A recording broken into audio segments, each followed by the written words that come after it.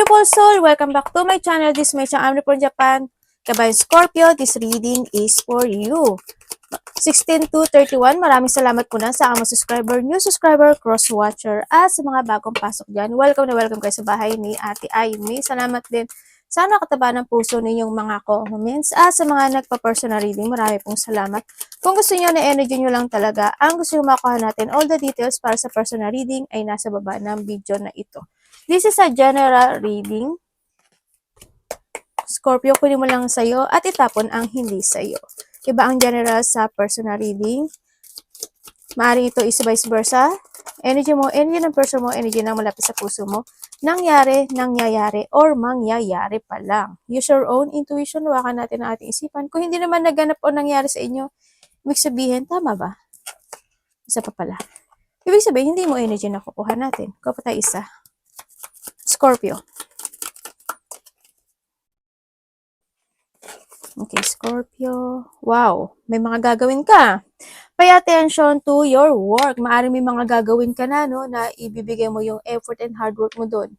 May mga trabaho o may mga, kung ano man yan na trabaho, no. Yan, magpipay attention ka na.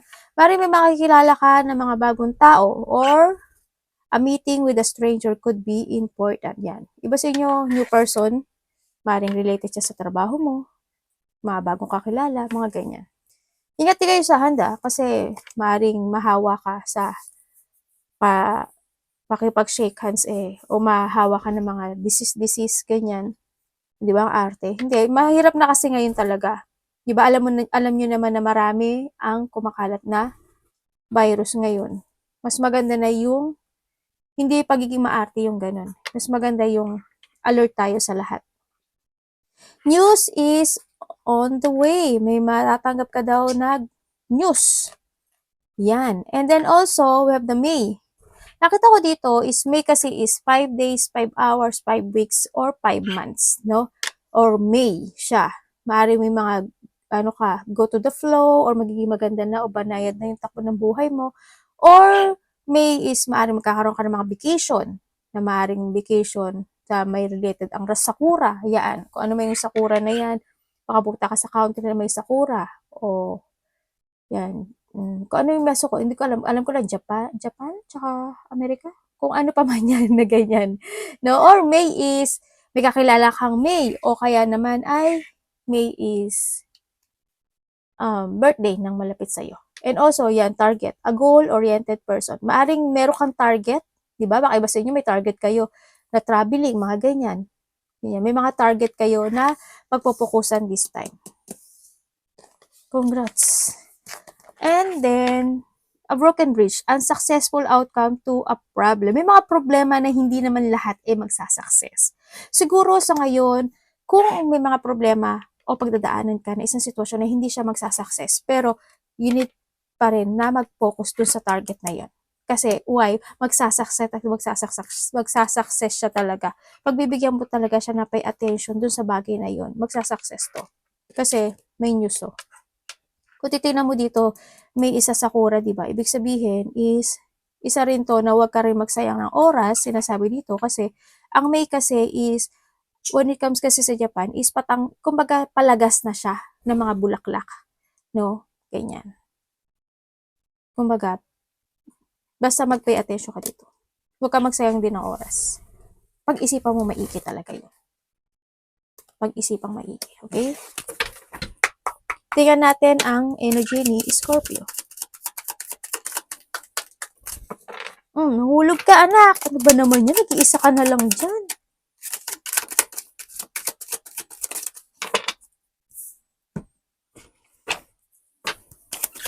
Energy ni Scorpio.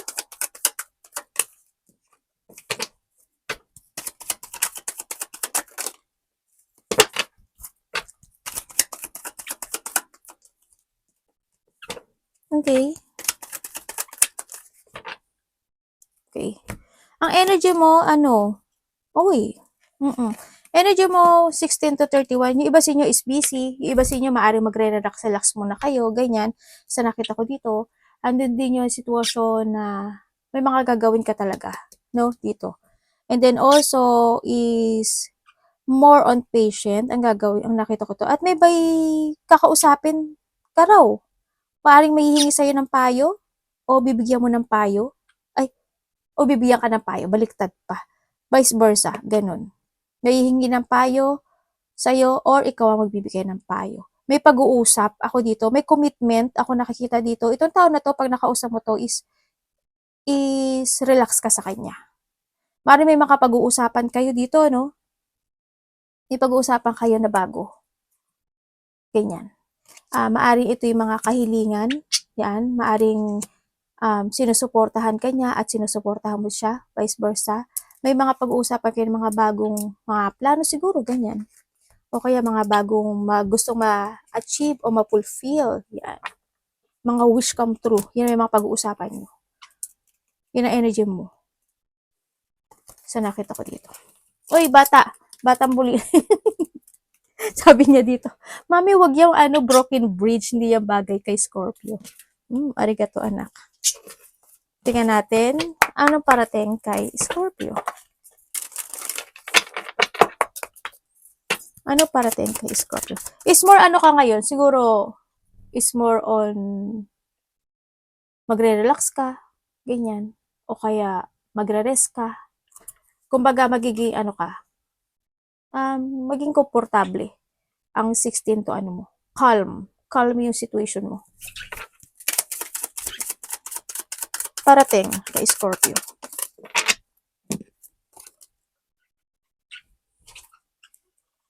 Ano yan? Nandito to.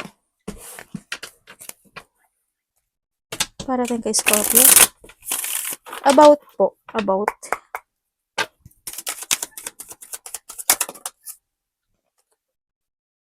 Uy.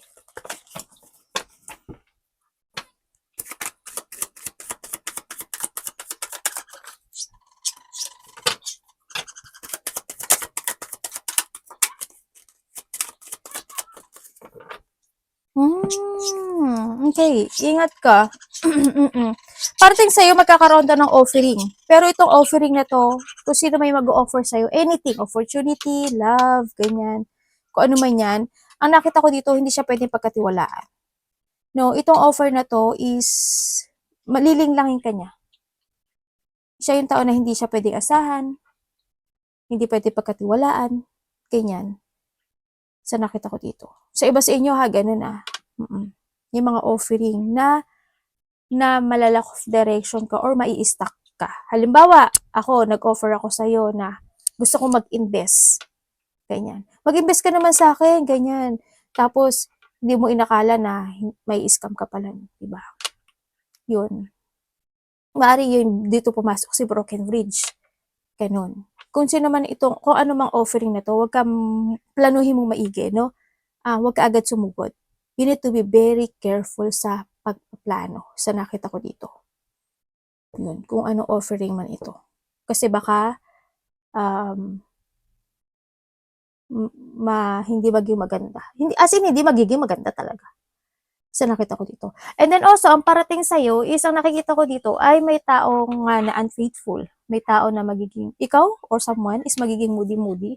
May nakita rin dito ako na pagsiselos. Maaring yung mga kaibigan mo, pagsiselosan ka nila. Or ikaw, magsiselos ka sa kaibigan mo, ganyan. May mga tao na may insecure sa'yo. May mga tao dito na magsusungit o mga tao na maghahari-harian o makikialam sila sa buhay mo. Ganyan. O kaya, may tao na ang ikakakos nito trouble, mga ganyan. Malaki man o maliit yan.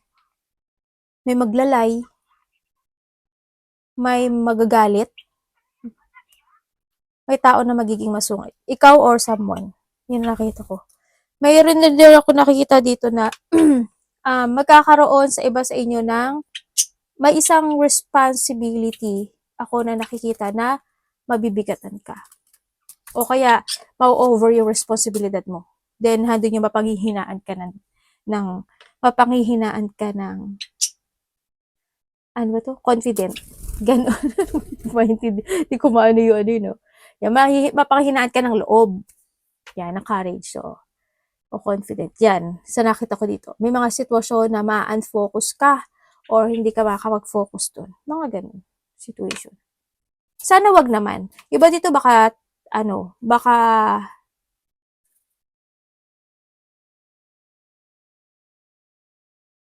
sana wag naman, no? Sana nakita ko dito. Sana rin, nakikita ko dito na sana walang ma-confine. Or may nakita ko dito na nagpapadoktor, hospital, ganyan. Tingnan natin ang dapat iwasan. May Scorpio.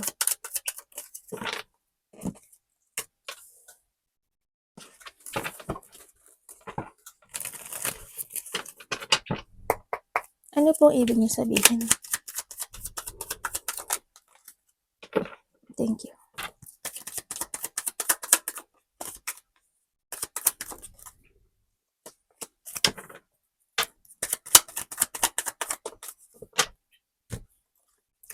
Okay. Okay, ang iwasan mo daw ay yung mawalan ka ng disiplina sa mga kinakain mo, sa iniinom mo, sa mga ipinapasok mo sa katawan mo, no? Kailangan is mag-give effort ka sa iyong health issue, if ever na may health issue ka. Sa pera man yan, sa health issue man yan, sa lahat, no? Sa nakita ko to, kailangan disiplina. Umiwas ka sa sa mga sitwasyon na pwede mo ikapahamak. Ganyan. Sa nakita ko, more on discipline. Kasi it's more on nakita ko dito, umiwas ka ha, as in. Kung kailangan niyo iba sa inyo is maglakad-lakad kayo, mag-walk-walk kayo, ganyan. O kaya, balansehin nyo at kontrolin yung sarili nyo sa mga bagay-bagay. Sa kaibigan man yan, sa mga kinakain at iniinom mo man yan, sa health issue mo man yan, if ever na meron, sa pera mo rin. Maging madisiplina ka sa sarili mo. Sa lahat ng aspeto ng buhay. Tingnan natin when it comes to a love. Kamusta ang love? Tsaka ano rin, ang sinasabi dito,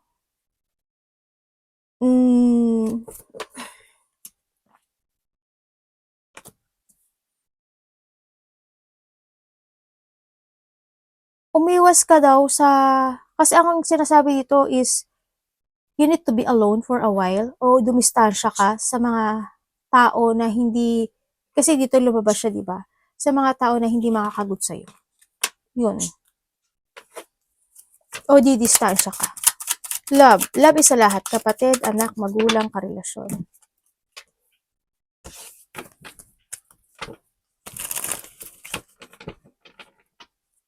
Sa iba sa inyo, maaring hiwalay na kayo nito. Sa iba is hindi pa naman.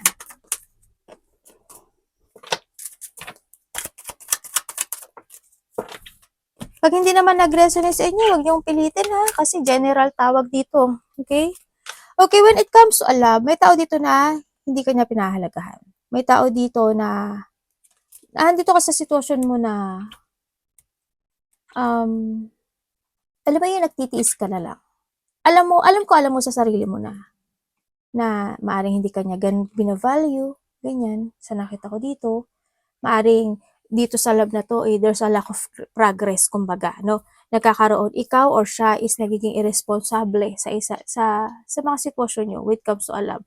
Nagkakaroon ng mga sitwasyon na maaring ikaw or siya is nagkakaroon ng mga pagpapaliban, ganyan, sa nakita ko dito. Halimbawa, makikita kayo, bukas na lang, okay, next time na lang.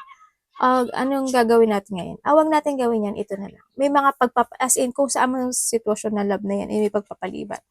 So, nakita ko. Pero nakikita ko sa'yo is, may tao, ikaw or someone ha, baliktaran tayo, nagtitiis at nagtitimpi dito sa love na to. Nagkakaroon naman kayo ng banding o pero hindi ko nakikita yung progress. Hindi ko nakikita yung growth. Walang plano eh. Ang nakita ko dito, walang plano. Kung titignan mo siya, 9 of cups lang siya. Magkasama lang kayo. Yun lang nakikita ko. Pero walang plano. As in, walang progreso. Walang goal. Ganun nakikita ko. Kasi nakikita ko dito, unhealthy yung relationship na to. Hindi siya na, walang mangyaring growth sa ngayon ha. Sa ngayon, wala pa mangyaring growth. Sorry, yun ang nakita ko. Kung kanino ma-energy to, yun. Kung kayo is magkahiwalay na nito, ganun din. Hindi kanya pinahalagahan. Kung babalik man siya, pero wala naman ako nakita. Oh, kung babalik siya kasi may nakita na ako baka mag-apology to sa'yo. Kung babalik man siya sa'yo, ganun din. Ganun pa rin. Pero mag-trust ka sa intuition mo, di ba? Malay mo, hindi mo naman to energy. Kamusta ang money ni Scorpio? Sabi sa inyo, kung wala kayong love, hindi mahalaga sa inyo ngayon yung love. Sa nakita ko dito. Kasi komportable ka sa sitwasyon mo ngayon na being alone. Kumbaga, nandito ka sa sitwasyon mo na mas gusto mo kasama yung mga tao na nagbibigay siya ng pagpapahalaga, pagmamahal. Ganun. Kumbaga, when it comes to love, siguro iba sa inyo, lang kayo, banding, friend, ganyan lang. So, iba sa inyo, family, ganyan. Tingnan natin ang iyong money.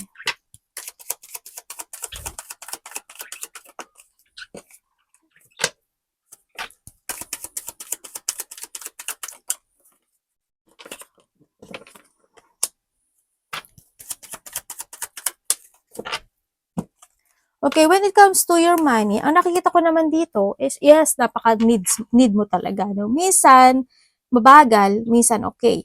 No? Siguro within 2 months, 1 month, 2 months, or a year, ang nakikita ko dito is magkakaroon siya ng success. Kasi sa ngayon, nakikita ko yung money mo, nagkakaroon naman ng development. Nagkakaroon ng development. Napupuno nga yung cups mo oh. Kumbaga, napupuno yung cups mo, pero minsan tumatapon. Ganun. Pero nakikita ko naman, yung pagtapon na yun, nagiging maganda naman yung direction. Kumbaga, siguro when it comes to money, may pinaglalaanan ka. Maganda yung pinaglalaanan ng pera na yun. Kaya nakikita ko tumatapon. Napupuno, tapos tatapon. Pero good siya yung pinupuntahan. Nagkakaroon naman ng victory and success sa nakita ko dito when it comes to your money. May mga kahilingan ka na matutupad din kasi talaga. Happiness, development and happiness, nagigiven effort ka naman, nagkakaroon naman ng progressing at nagiging practical ka naman this time, no? Sa nakita ko kasi dito, pinag-iisipan mo kung paano mo gagastusin yung pera mo ngayon. Kasi you have a target talaga, no? Andito talaga nagpe-pay attention ka doon sa bagay na yun. Kaya nakikita ko sa iyo is magiging maganda yung takbo ng iyong kaperahan. Congrats! Tingnan natin ang advice.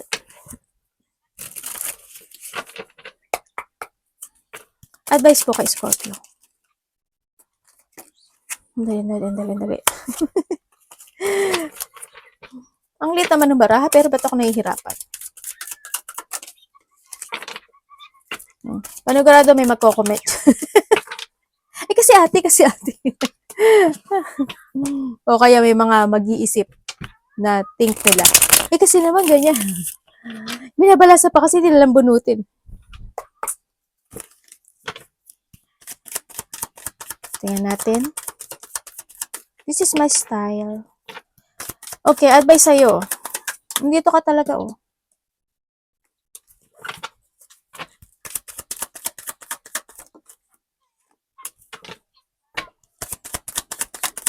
Aba? May tao dito na mother figure. Ako nakikita, hindi siya healthy. Maring kapatid mo, magulang mo, ikaw, no? So nakita ko. Sa ngayon, advice sa'yo.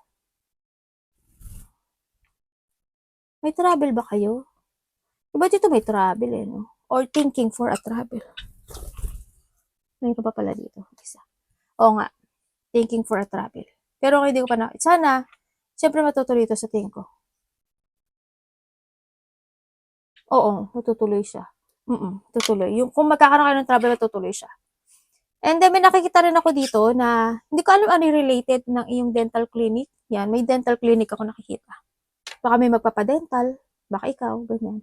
And then, ang nakikita ko dito is the advice is, kailangan mo daw mag-focus, aralin mo daw ng aralin yung mga bagay o sitwasyon na andito talaga si Des kung ano yung mga target at goal mo this time sa nakikita ko dito. Yung mga manifestation and mga dinidesire mo, doon ka daw mag-focus, keep on hard work and effort, no?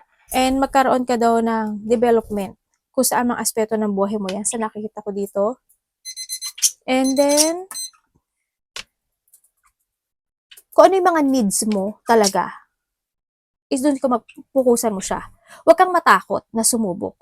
Huwag kang ma-stagnant. Ang sinasabi rin dito, kailangan sa'yo is magkaroon ng pagsasaayos talaga. Yan.